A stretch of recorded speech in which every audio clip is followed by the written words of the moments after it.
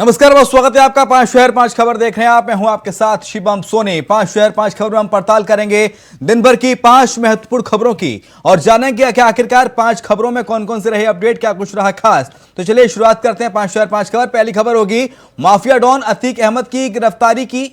दरअसल अतीक अहमद को प्रयागराज के एमपीएमएलए कोर्ट में पेश किया जाना है मंगलवार को। उसे गुजरात से लाया जा रहा है प्रयागराज।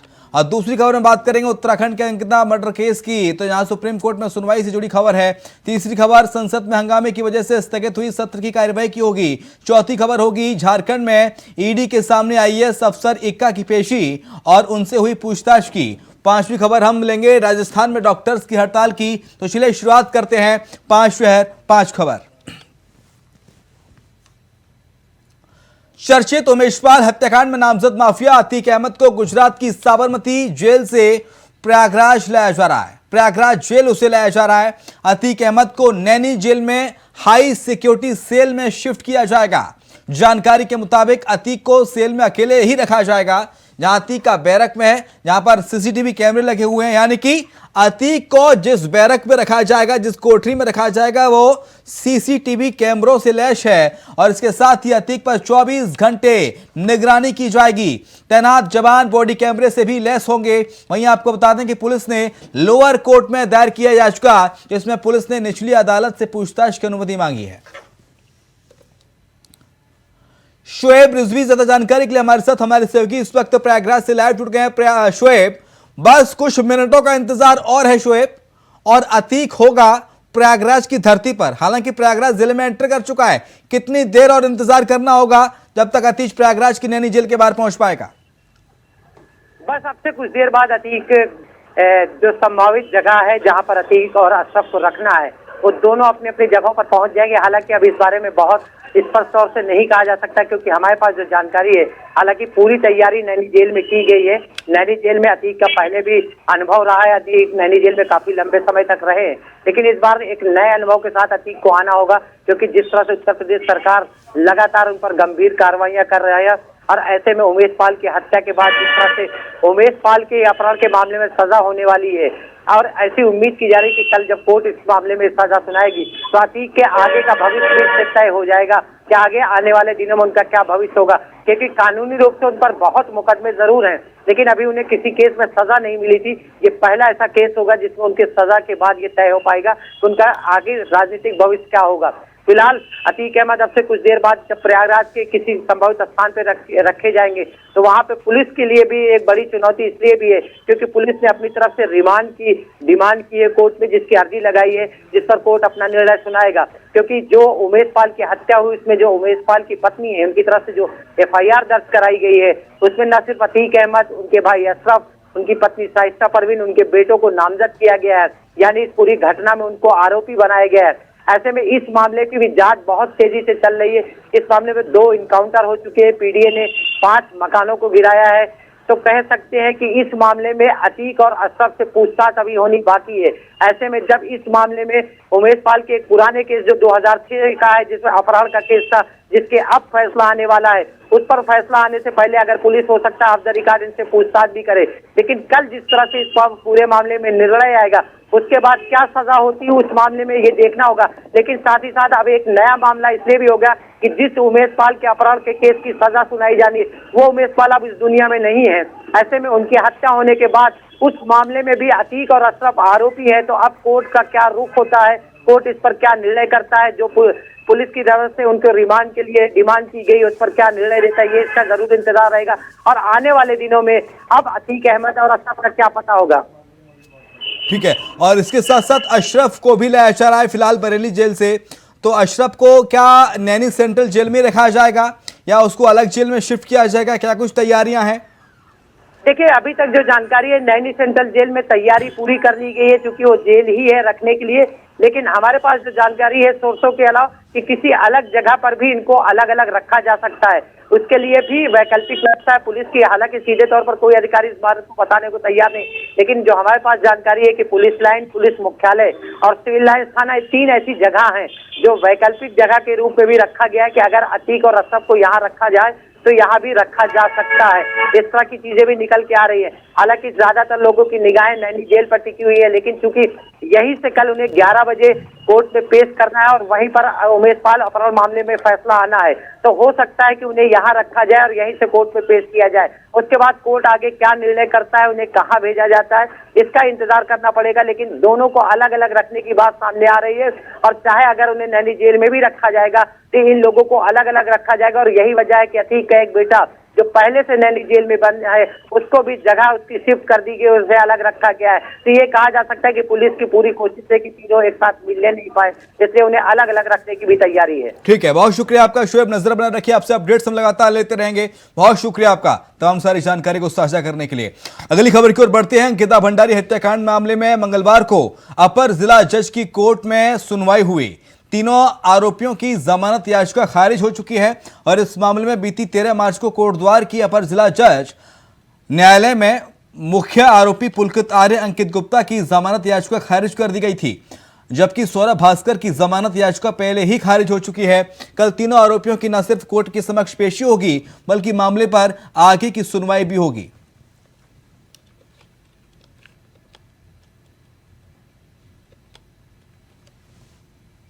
तो अंकिता भंडारी केस में सुप्रीम कोर्ट में कल सुनवाई होगी और सुप्रीम कोर्ट में इनकी याचिका पर सुनवाई हुई। अंकिता केस में सुनवाई हुई है। आपको बता दें कि तीनों की याचिका खारिज कर दी गई थी, जमानत याचिका। कल तीनों आरोपियों की न सिर्फ कोर्ट के समक्ष पेशी होगी, बल्कि मामले पर आगे की सुनवाई भी होगी।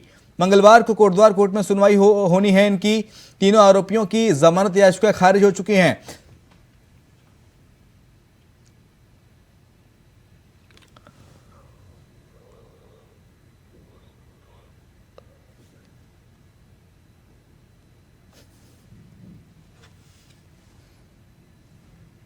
तो मंगलवार को कोटद्वार की कोर्ट में इनकी सुनवाई होनी है और तीनों आरोपियों की जमानत याचिका खारिज हो गई है। आपको बता दें कि अंकिता भंडारी हत्याकांड को लेकर यह सियासत उत्तर प्रदेश में लगातार गरमाई। विपक्ष ने तमाम सारे सवाल उठाए और यह बात कही कि आरोपियों को बचाने की कोशिश हो रही है, लेकिन मामले में पुलिस ने, एसटीएफ ने कार्रवाई तेजी के साथ आगे बढ़ाई और नतीजा यह हो गया है कि अब कोर्ट फैसला सुनाने की कगार पर आ गया है। और इस मामले में कल यानी कि मंगलवार के दिन कोटद्वार कोर्ट में इसमें आगे की कार्रवाई होगी। कोर्ट में सुनवाई होनी है। तीनों आरोपियों की हालांकि पहले से जमानत की जो याचिकाएं थीं वो सुप्रीम कोर्ट से निरस्त हो चुकी थीं, खारिज हो चुकी थीं और ऐसे में लाजमी है कि अंकिता हत्याकांड के जो तीनों आरोपी हैं उनकी जो मुश्किलात हैं वो और बढ़ें, क्योंकि इसको लेकर लगातार इनके वकील याचिका पर याचिका लगा रहे थे। बचाने की हर मुमकिन कोशिश की गई, लेकिन बावजूद इसके अंकिता के जो गुनाहगार हैं वो कानून के शिकंजे से बचने वाले अब नहीं हैं, क्योंकि कोर्ट अपने फैसले सुनाने की कगार पर आ गया है। कल कोटद्वार कोर्ट में ये फैसला सुनाया जाएगा कि आखिरकार इन तीनों आरोपियों को किस तरह का दंड मिले, कौन कौन सी धाराओं में कार्रवाई होगी, यह भी देखना दिलचस्प रहेगा और कितने साल की सजा का ऐलान होता है इन तीनों आरोपियों को, क्योंकि कल का दिन अंकिता भंडारी हत्याकांड में बेहद अहम दिन होने वाला है, बेहद खास दिन होने वाला है और इस दिन यह तय किया जाएगा कि आखिरकार इन तीनों आरोपियों के कितने साल की सजा हो, इनके जो ऊपर आरोप लगाए गए हैं उस पर कोर्ट क्या करता है, इस पर नजर हमारी बनी रहेगी।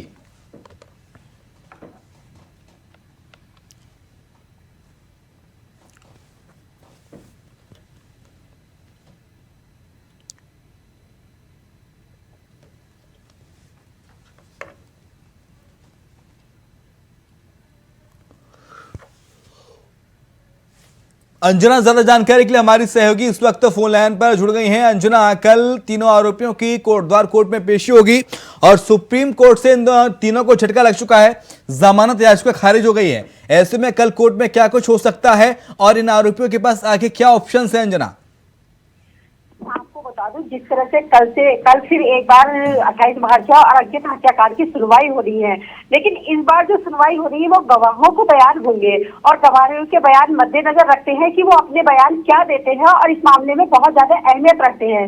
सबसे बड़ी बात है कि उसका जो दोस्त है पुष्पदीप, उसकी अहमियत सबसे ज्यादा है और उसका बयान ही सबसे ज्यादा अहमियत रखता है कि वो उसमें क्या बयान देता है और क्या उसमें उसकी प्रतिक्रिया रहेगी। बहुत शुक्रिया आपका अंजना तमाम सारी जानकारी के लिए। राहुल गांधी की संसद सदस्यता रद्द किए जाने के बाद से कांग्रेस पार्टी लगातार विरोध प्रदर्शन कर रही है, चाहे राष्ट्रीय महासचिव प्रियंका गांधी वाड्रा हों, चाहे मल्लिकार्जुन खड़गे हों, और विरोध प्रदर्शन लगातार किया जा रहा है राहुल गांधी की सदस्यता रद्द हो जाने के बाद। और विपक्ष ने आज ये काला विरोध प्रदर्शन किया। कांग्रेस पार्टी ने इसके खिलाफ देश भर में सत्याग्रह करने का ऐलान किया है। 27 मार्च को पूरा विपक्ष एकजुट नजर आया। कांग्रेस अध्यक्ष मल्लिकार्जुन खड़गे समेत विपक्ष के कई सांसद काले कपड़े पहनकर संसद पहुंचे और इस दौरान कांग्रेस पार्टी की पूर्व अध्यक्ष सोनिया गांधी भी काला स्कार्फ डाले नजर आईं। इसके बाद राहुल गांधी की सदस्यता रद्द किए जाने और अडानी मामले को लेकर विपक्ष ने सदन में जमकर विरोध प्रदर्शन किया। नितिन चौधरी ज्यादा जानकारी के लिए हमारे साथ हमारे सहयोगी इस वक्त लाइव जुड़ गए। नितिन का रुख करेंगे। नितिन, लगातार राहुल गांधी के मुद्दे पर जो सियासत है देश में कम होने का नाम नहीं ले रही है। कल सत्याग्रह किया गया तो आज विपक्षी सांसद काले लिबास में संसद पहुंचे। शिवम, बिल्कुल जिस तरीके से राहुल गांधी की सदस्यता रद्द हुई है तो उसको देखते हुए कल कांग्रेस पार्टी जो है अलग अलग तरीके से धरना प्रदर्शन कर रही है, क्योंकि कल जो है सत्याग्रह कराया गया था। खुद राहुल गांधी और प्रियंका गांधी खुद वहां पर मौजूद थे। तमाम पार्टी के राष्ट्रीय अध्यक्ष मल्लिकार्जुन खड़गे वो साथ में थे, लेकिन उसी के बाद जब वहां पर जो है सत्याग्रह हुआ था, लेकिन आज फिर संसद के अंदर जो है काले कपड़े पहनकर तमाम विपक्षी दल के जो नेता हैं तमाम वहाँ पहुंचे हुए थे। उनका यही मांग थी कि जब दिया है उस पर जो है मांग की जा रही थी कि आगे अडानी मुद्दे को लेकर बहस क्यों नहीं की जा रही है। अडानी मुद्दे पर ही सबसे ज्यादा बातचीत करने की बात यहाँ की जा रही थी। विपक्ष दल के नेताओं का यही कहना है कि अडानी मुद्दे पे बैठ के बात क्यों नहीं कर रहे। लेकिन उसी के बाद जब आज संसद के अंदर काले कपड़े पहनकर विपक्षी दल के नेता जो पहुंचे, वहां पर खुद सोनिया गांधी जो है काली साड़ी पहन के नजर आई। लेकिन उसके बाद प्रियंका गांधी हो या तमाम कोई भी नेता हो या पार्टी के राष्ट्रीय अध्यक्ष क्यों ना हो मल्लिकार्जुन खड़गे, वो खुद आज काले कपड़े पहनकर नजर आए थे। तमाम सांसद और मंत्री भी जो है काले कपड़े पहनकर नजर आए थे जब आज राहुल गांधी के मुद्दे पर जो बात करने की बात कर रहे थे, जो सदस्यता रद्द हुई है उसको देखते हुए कांग्रेस जो है तमाम अलग अलग तरीके से यहाँ धरना प्रदर्शन कर रही है। चाहे अडानी मुद्दे पे वो बात करने की कोशिश करें, सदन के अंदर भी आज जब सदन के अंदर पहुंचे काले कपड़े पहनकर तो सदन में ये जो है अडानी मुद्दे को लेकर बात करने की कोशिश की। लेकिन आज उसमें कहा विपक्षी दल ने कि अडानी मुद्दे और जेपीसी की मांग यहाँ उठी थी, लेकिन उसके बाद ओम बिरला जो है चाहे उस पर उनके ऊपर जो है काले कपड़े जो है फहराते हुए नजर आए थे। विपक्षी दल के नेताओं ने काले कपड़े नजर दिखाए और साथ ही विपक्ष के नेता जो है सदन के अंदर काले कपड़े पहनकर ही अंदर पहुंचे थे। जी ठीक है, लेकिन इसको लेकर अब आगे की रणनीति कांग्रेस पार्टी की क्या रहने वाली है, क्योंकि अभी तक किसी भी कोर्ट में अपील नहीं की गई है कांग्रेस पार्टी की ओर से कि राहुल गांधी की सदस्यता को बहाल किया जाना है कि नहीं किया जाना है। हालांकि 30 दिन का वक्त मुकर्रर किया है कोर्ट ने, 30 दिन गिरफ्तारी पर रोक लगा दी है, लेकिन कांग्रेस आगे कोई लीगली स्टैंड लेती नजर आ रही है। इस पर क्या रणनीति है नितिन, कांग्रेस की लीगली स्टैंड क्या होगा? जी देखिए, बिल्कुल जिस तरीके से कोर्ट में जो है 30 दिन का जो समय मांगा गया था, तो राहुल गांधी जो है यदि कोर्ट जाते हैं, उनकी जो जमा है या सदस्यता रद्द हुई है या तो उन्हें जो है पूरी तरह बेनिफिट मिल सकता है। लेकिन उसके बाद राहुल गांधी और कांग्रेस पार्टी जो है कोर्ट जाने के लिए भी तैयार नहीं हो रही। लेकिन कांग्रेस की तरफ से यही रुक आ रहा है कि आखिरकार इस तरीके की जो सदस्यता राहुल गांधी की गई है उसे किस तरीके से जो है भारतीय जनता पार्टी बताया, उन्होंने जो है दिखाया कि आखिरकार भारतीय जनता पार्टी जो है पूरी तरीके से तानाशाही सरकार है और विपक्षी दल के नेता एकजुट होकर भी आज सामने नजर आए थे। उसी को देखते हुए जब सदस्यता रद्द हुई तो विपक्षी दल के नेता भी तमाम जो है वहां पर मुद्दों पर सवाल करने लगे। लेकिन उसके बाद अभी तक कोर्ट जाने की जो बात यहाँ कर रहे हैं कि सरकार ने भी खुद इसको देखा है कि आखिरकार राहुल गांधी कोर्ट जाते हैं तो कोर्ट जाने से उन्हें काफ़ी बेनिफिट मिलेगा, काफ़ी उन्हें ऊपरी अदालत से भी न्याय हिरासत मिल सकती है। क्योंकि इस तरीके की जो संसद वहाँ पर चुनाव कराने की मांग कही जा रही थी कि चुनाव को जल्दी कराया जाए, लेकिन अभी उस तरीके की जो बातें सामने आ रही, लेकिन चुनाव कराने की जो बात यहाँ पर आ रही थी, जिस तरीके से राहुल गांधी सांसद हैं उनके जो चुनाव है वहाँ कराया जाए उस जगह पर, लेकिन चुनाव पूरी तरीके से अभी रोक लगा रखी है। क्योंकि कहीं राहुल गांधी को इजाजत ना मिल जाए और इस तरीके के जो चुनाव में कोर्ट से उन्हें फैसला आता है, कोर्ट उन्हें कहीं ना कहीं सांसद की बात यहाँ पर कर रहे थे कि सांसद राहुल गांधी ही ना रह जाएं, तो उसी को देखते हुए तमाम मुद्दे को देखते हुए कांग्रेस अभी कोर्ट जाने के लिए तैयार भी नहीं हो रही है। जी ठीक है, लेकिन ऐसे में खबरें तमाम हैं नितिन कि अगर वायनाड सीट पर उपचुनाव होंगे तो प्रियंका गांधी चुनाव लड़ेंगी, क्योंकि प्रियंका गांधी एक्टिव हो गई हैं। अगर प्रियंका गांधी वायनाड से चुनाव लड़ेंगी तो फिर यहाँ से अमेठी से कौन चुनाव लड़ेगा? सोनिया गांधी कह चुकी हैं अपने गुजरात की माफ कीजिएगा रायपुर के चिंतन शिविर में को राजनीति से संन्यास ले लेंगी, तो फिर रायबरेली से चुनाव कौन लड़ेगा? ऐसी पशुपेश की स्थिति कांग्रेस के सामने नजर आ रही है फिलहाल। ये देखिए बिल्कुल जिस तरीके से राहुल गांधी की सदस्यता रद्द हुई थी तो उससे पहले बात की जाए प्रियंका गांधी का भी नाम इसमें सबसे पहले सामने आता है कि वायनाड से जो है प्रियंका गांधी भी चुनाव लड़ सकती हैं। और उस तरीके की जो रायबरेली की बात की जाए तो रायबरेली पे भी बात यहाँ पर करने को सामने आ रही थी उस समय की प्रियंका गांधी। ठीक है, रायबरेली से नजर बनाए रखिए, आपसे अपडेट्स लगातार लेते रहेंगे। बहुत शुक्रिया आपका दिन तमाम सारी जानकारी के लिए। अब बात झारखंड की कर लेते हैं, जहां पर मुख्यमंत्री हेमंत सोरेन के पूर्व प्रधान सचिव राजीव अरुण एक्का से सोमवार को ईडी के अधिकारी पूछताछ करने के लिए ईडी के अधिकारियों ने पूछताछ की। राजीव अरुण एक्का अपने करीबी मित्र विशाल चौधरी के चक्कर में ईडी के रडार पर आ गए हैं। व्यवसायी विशाल चौधरी के दफ्तर में बैठकर सरकारी फाइलें निपटाने के मामले में ईडी ने राजीव अरुण एक्का को समन भेजा था।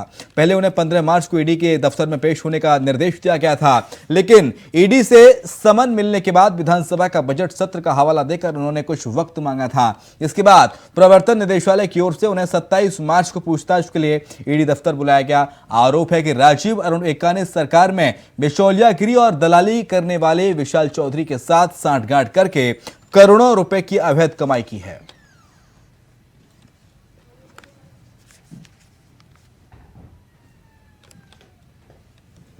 तो ईडी के सामने पेश हुए हैं पूर्व प्रधान सचिव मुख्यमंत्री हेमंत सोरेन के राजीव अरुण एक्का। हालांकि इससे पहले भी ईडी ने इनको सम्मन दिया था, लेकिन उन्होंने कहा कि अभी विधानसभा का बजट सत्र चल रहा है, मैं नहीं आ सकता। इन्होंने आगे की तारीख की मांग की थी ईडी ने, और ईडी ने आज 27 तारीख मुकर्रर की, आज की तारीख मुकर्रर की, और तय तारीख पर राजीव अरुण एक्का ईडी के पास पहुंची और ईडी के अधिकारियों ने पूछताछ की। ईडी के अधिकारियों के पास एक सवाल जवाबों की लंबी फेहरिस्त थी और तमाम सारे सवाल पूछे गए हैं राजीव अरुण एक्का से। झारखंड के प्रधान सचिव रहे हैं राजीव अरुण एक्का और इनसे आज पूछताछ की गई।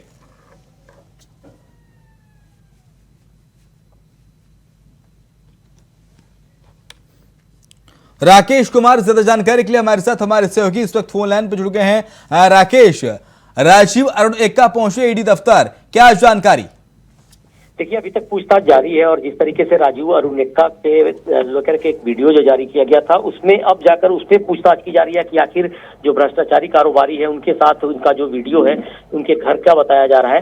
तो ऐसे में क्या कुछ हो सकता है, किस तरीके से सारी चीजें हुई हैं, क्योंकि राजीव अरुण एक्का मुख्यमंत्री के प्रधान सचिव हुआ करते थे, होम भी उनके जिम्मे था और साथ साथ ये भी कहा जा रहा है कि कई मामलों को लेकर आगे बढ़ रहे थे। तो ऐसी बातें जब चर्चा के दौरान आई तो कहीं न कहीं इन सारी चीजों को लेकर अब जाकर ईडी की टीम ने पूछताछ करने का कोशिश की और आज ईडी के दफ्तर में उनको बुलाया गया है और बातचीत की जा रही है। हो सकता है थोड़ी देर में जानकारी मिल पाएगी कि आखिर क्या कुछ किया जा सकता है, क्या कुछ हो सकता है। जी, हालांकि इससे पहले जब ईडी का समन राकेश गया था राजीव अरुण एक्का को लेकर, तो उन्होंने कहा कि भाई विधानसभा सत्र चल रहा है, मैं सचिव हूं किसी विभाग का और मैं कैसे आ सकता हूं। हालांकि उनका जो जवाब था, ये कारण था, वो लाजमी भी बताया जा रहा था कई दलों के द्वारा कि ऐसे नहीं आ सकते, कोई वे सचिव हैं, सेक्रेटरी हैं। तो लेकिन सोर्सेस क्या कह रहे हैं राकेश, क्या सवाल किए जा रहे हैं राजीव अरुण एक्का से, क्या जवाब दे रहे हैं राजीव अरुण एक्का, और जो आरोप लगाए गए थे पूर्व मुख्यमंत्री के द्वारा, उन आरोप कितने सिद्ध होते नजर आ रहे हैं? देखिए, निश्चित तौर पे कहा जा सकता है कि जो कुछ आरोप लगे हैं उसका जवाब तो जरूर ईडी कहीं न कहीं जानना चाह रही होगी, लेकिन जिस तरीके से विशाल चौधरी का जो नाम आया था और उसके मोबाइल से जो चीजें ईडी के पास मिली थी उसमें कई ऐसे दस्तावेज मिले थे जिसमें राज्य में बड़े अधिकारियों के ट्रांसफर पोस्टिंग की लिस्ट थी और साथ साथ कई बड़े टेंडर के मैनेजमेंट की भी बात कही जा रही थी और साथ साथ ये भी कहा जा रहा था कि सरकार और सरकार में जो गतिविधियां होती हैं उसमें तमाम चीजों की जानकारी विशाल को होती थी। तो कहीं न कहीं ईडी की टीम जानना चाह रही है कि आखिर विशाल चौधरी को इस तरह की जानकारियां कैसे मिल पाती थी, क्या राजीव अरुण एक्का उनको शेयर करते थे सारी चीजों को लेकर के। तो कहीं न कहीं जहाँ ट्रांसफर पोस्टिंग का खेल कहा जा रहा था, बाकी मामलों के लिए भी चर्चा थी और साथ साथ कहा जा रहा है कि जो मामले गुप्त होते हैं, खास करके होम मिनिस्ट्री के तहत सचिव हुआ करते थे यहाँ पे राज्य में, तो उनके पास काफी ऐसी सूचनाएं होती थी जो कहीं न कहीं गुप्त रखी जाती थी। उन सारी चीजों को तो कहीं न कहीं लीक आउट तो नहीं किया गया है। इन्हीं सारे सवालों के साथ ईडी की टीम उनसे पूछताछ कर रही है। जी ठीक है, बहुत शुक्रिया आपका राकेश तमाम सारी जानकारी को साझा करने के लिए। राइट टू हेल्थ बिल के विरोध में हड़ताल पर चल रहे डॉक्टर्स और सरकार की वार्ता विफल हो गई है। राजस्थान विधानसभा में पिछले दिनों स्वास्थ्य का अधिकार विधेयक पारित किया गया था, जिसमें अब सरकार कानूनी रूप देने की तैयारी कर रही है। विधेयक के विरोध में राज्य के करीब 14,000 डॉक्टर्स ने बुधवार को पूर्ण कार्य बहिष्कार की चेतावनी दी, जिससे स्वास्थ्य सेवाएं ठप पड़ गईं। IMA यानी कि इंडियन मेडिकल एसोसिएशन आज देश भर में काला दिवस मना रहा है। आपको बता दें कि स्वास्थ्य का अधिकार विधेयक के उल्लंघन पर जुर्माने का प्रावधान किया गया है, जिसका नीम का थाना में रविवार शाम 7:30 बजे निजी डॉक्टरों ने राइट टू हेल्थ बिल वापस लेने की मांग को लेकर अस्पताल से कैंडल मार्च निकाला। रमाकांत, ज्यादा जानकारी के लिए हमारे साथ हमारे सहयोगी इस वक्त जयपुर से लाइव जुड़ गए हैं, Ramakant Goswami. Ramakant, right to health bill को लेकर लगातार काफी समय से जो प्राइवेट डॉक्टर्स हैं वो प्रदर्शन कर रहे हैं। तकरीबन 14,000 डॉक्टर की तादाद बताई जा रही है, लेकिन वार्ता विफल होती नजर आ रही है। जी बिल्कुल, राइट टू हेल्थ बिल के विरोध में आज सोमवार को जयपुर में डॉक्टर ने प्रदर्शन किया। डॉक्टर जयपुर ने मेडिकल कॉलेज बाहर पैदल मार्च निकाला और विरोध समर्थन में आज मेडिकल ने बिल बंद का आह्वान किया, जिसमें मेडिकल बंद करने की बात कही। आपको बता दें पैदल मार्च 11 बजे मेडिकल हुआ, जो गोखले हॉस्पिटल मार्ग, सूचना केंद्र टॉप रोड और महारानी कॉलेज का हुआ। 4.5 किलोमीटर डॉक्टर पैदल चले। आपको बता दें डॉक्टर मुख्यमंत्री जो मंडल है बैठक हुई, लेकिन उससे हल डॉक्टर बिल मांग पर सरकार बिल्कुल लागू करने पर इसके चलते अब लोगों को खामियाजा बहुत है, लोगों को नहीं मिल पा रहा है। आपको बता दें बिल में तो सरकार भी सेक्शन आती है, कहीं ना प्राइवेट हॉस्पिटल पर कार्रवाई करता है, संदेशा मिलता है। राज्य सरकार ने अधिकांश बड़े और हॉस्पिटलों को रियायत करते हैं जमीन आवंटित कर रखी है। आवंटन का प्रावधान सरकार के पास है, लेकिन अस्पताल, बिल्डिंग और संबंधित नगरीय निकाय पालिका, नगर निगम, विकास पालिका से बिना अप्रूव करवाए बच्चे उन बातों को किया जा सकता है। जी ठीक है, लेकिन इस राइट टू हेल्थ बिल को लेकर दरअसल जो प्राइवेट डॉक्टर्स हैं की नाराजगी क्यों है? क्योंकि ये विधेयक तो विधानसभा से सरकार ने पारित किया था। इसमें क्या खामी है, क्या दुरुस्त कराने की मांग लगातार कर रहे हैं, क्या नुकसान है? तो एक बार मैं चाहूंगा कि आप फ्लैशबैक में एक बार दर्शकों को ले जाएं और पूरा प्रकरण समझाएं। जैसा कि सरकार का तो कहना है कि जिस तरह का जो ये राइट टू बिल जो लागू किया है, इसमें लोगों को सुविधाएं मिलेगी। राजस्थान के हर व्यक्ति को बीमारी का डायग्नोसिस, जांच, इलाज, संभावित खर्चों के बारे में जानकारी एक्ट के अनुसार जो रूल्स का आउटपुट इंडोर डॉक्टर को दिखाना, परामर्श, दवाइयाँ, डायग्नोसिस, जांच को एम्बुलेंस का प्रोसीजर, ट्रीटमेंट देगा, साथ ही बीमारी का कारण, वास्तविक जांच और केयर, जांच संभावित जानकारी। कहीं ना कहीं सरकार ने आप लोगों गाँव को लेकर बिल पास किया, लेकिन डॉक्टर चाहते कहीं ना कहीं डॉक्टर को भी सुरक्षा नहीं हो पाती, उसकी वजह से राइट बिल का वो। ठीक है रमाकांत, बहुत शुक्रिया आपका तमाम सारी जानकारी को साझा करने के लिए। और उसी के साथ 5 शहर 5 खबर हमने आपको बताया कि तमाम महत्वपूर्ण खबर दिन भर की, और राइट टू हेल्थ बिल को लेकर लगातार ये राजस्थान में विरोध प्रदर्शन किया जा रहा है। डॉक्टर्स हैं कि सड़कों पर उतर आए हैं और मार्च पास्ट किया गया, डॉक्टर्स के द्वारा मार्च निकाला गया। तकरीबन 14,000 से ज्यादा ऐसे डॉक्टर्स हैं जो इस बिल के विरोध में हैं और सरकार के खिलाफ नारेबाजी कर रहे हैं। हमारे संवाददाता रमाकांत जुड़े हुए थे, उन्होंने हर एक महत्वपूर्ण अपडेट बताया कि इस दरअसल इस बिल को लेकर डॉक्टर्स के अंदर क्यों नाराजगी है, डॉक्टर्स क्यों विरोध कर रहे हैं और आगे इसका नतीजा क्या निकलेगा। दरअसल आपको बता दें कि 11 बजे के करीब SMS मेडिकल कॉलेज से पैदल मार्च हुआ, जो गोखले हॉस्टल मार्ग, सूचना केंद्र टोंक रोड से होते हुए वापस मेडिकल कॉलेज पहुंचा और 4.5 किलोमीटर का ये पैदल मार्च था। इससे पहले रविवार को डॉक्टर्स के प्रतिनिधि मंडल के मुख्य सचिव उषा शर्मा के साथ बैठक हुई, जिसमें उसमें कोई हल नहीं निकला।